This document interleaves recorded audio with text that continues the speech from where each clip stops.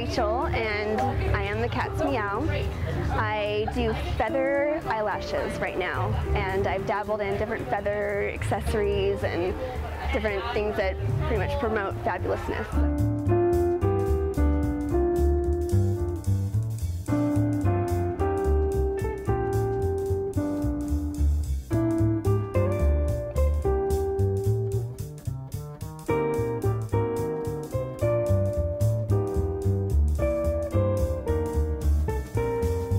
I think my inspiration mostly comes from my love for vintage things, because I feel like vintage items have this timeless quality to them, and they surpass generation after generation, and there's something magical about it.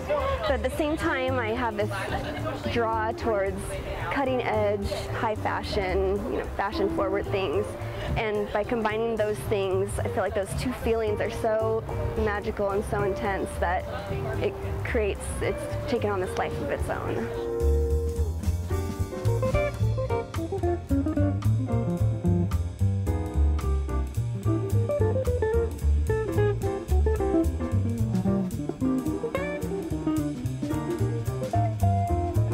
Everything is handmade by me. I make my own feather eyelashes.